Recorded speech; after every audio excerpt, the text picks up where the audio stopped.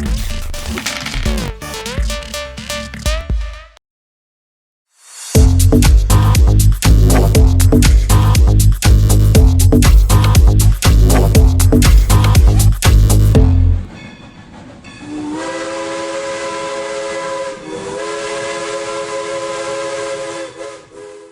Joshua Kahn from Derry Public Radio, and today I'm here to teach you how to play That Hellbound Train. That Hellbound Train is a GM-less TTRPG, which alone sets it apart from many in the genre. In this game, you'll play as one of 4 strangers that is waiting on a literal train to hell. Now, all you need to do to get this game going is have 4 players, a deck of cards, pencil and paper, and you're pretty much ready to go. Now, this is before we get into the phases. I should point out, because this is a GM-less game, that means it is very heavy on the roleplay. Roleplay is the game. Acting!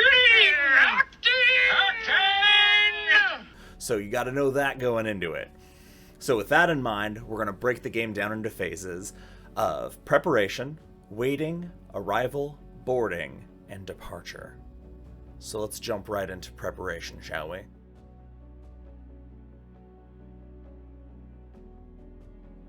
Very first thing you need to do is select a facilitator. That is the person who will take on the additional responsibilities that keep the game moving forward.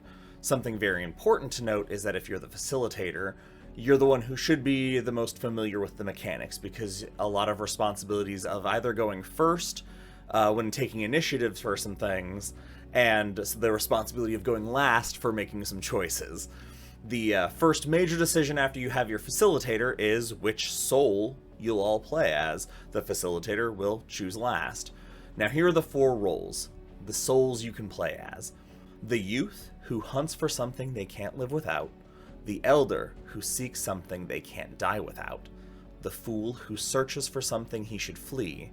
And the wronged, who searches to set things right. Once each player has selected their soul, the facilitator choosing last, like I said, it's time to answer some quick questions about yourself. The first few are not really important, but they're kind of a guideline to get you to build a sort of base for your character if you're not familiar with kind of jumping into only roleplay with no real dice to roll or mechanics to inform your character. So the way that this game helps you have a starting point to pick your character is it asks you to choose an animal to base your character off of. You use that animal to inspire those attributes about yourself. Are you a snake? I'm a snake. Are you devious? Are you sneaky? And that's something that can inspire how you play, but it's not important to the mechanics of the game, so you only need to use it as much as you feel it's valuable and appropriate to use it. So as much as you want or as little as you want. Next, you'll choose a name. Very important for any character that you're playing.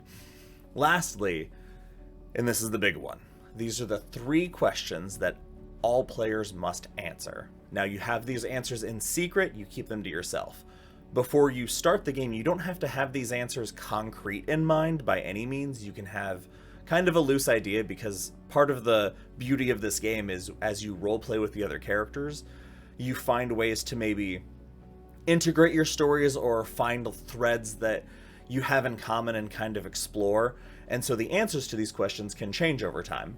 But we'll get to the importance of the answers in a little bit. So here are the 3 questions.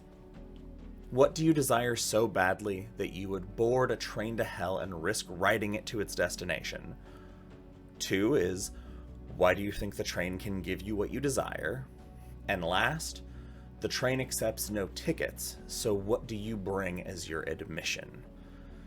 Like I said, you don't need to have the concrete answers, and you don't even have to answer these questions. You can answer them as late as when the conductor arrives. I know that sounds strange, but trust me, we'll get there. Once everyone feels like they have prepared enough, it's time to start the waiting.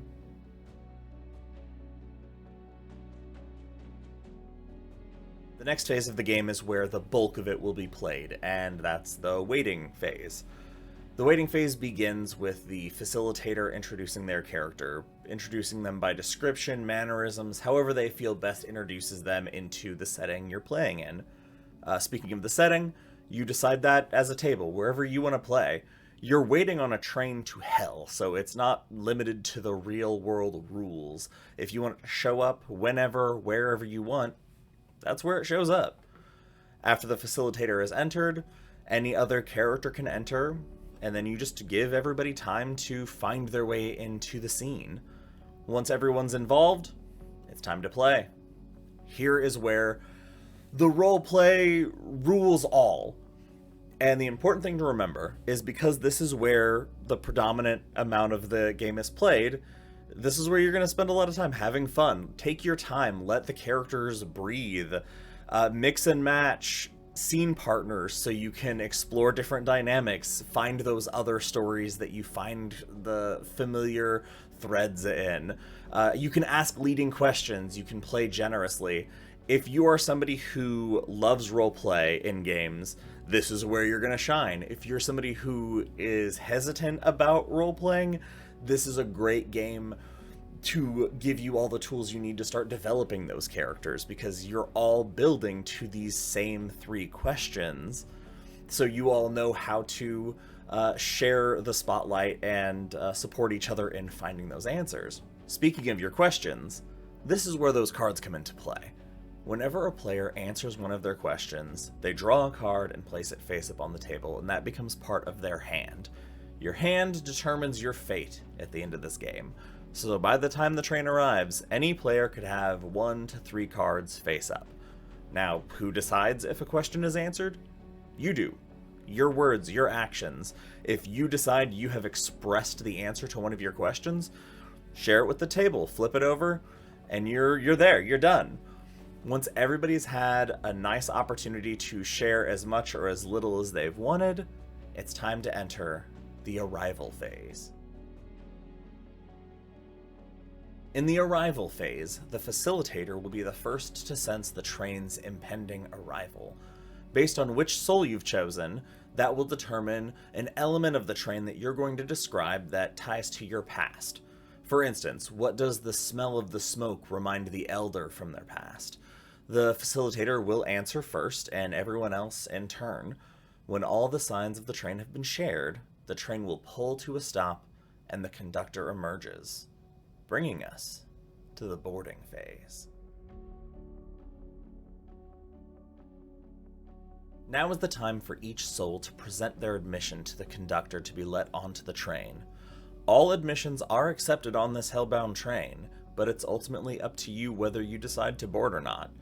If you decide to board, each player gets the opportunity to narrate their scene with the conductor. As you perform these scenes, each player also narrates a detail about the conductor that ties back to their story. As their admission is accepted, the facilitator will turn over another card for the conductor's hand. The conductor will have cards equal to the number of players who boarded the train. Very simple.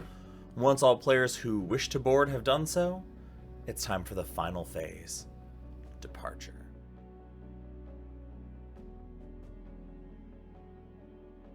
Now it's time to compare each player's best card against the conductor's best card.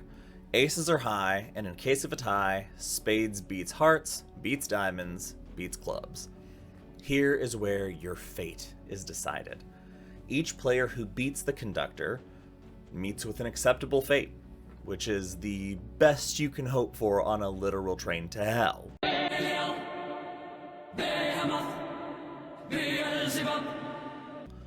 For others, it's the worst imaginable fate.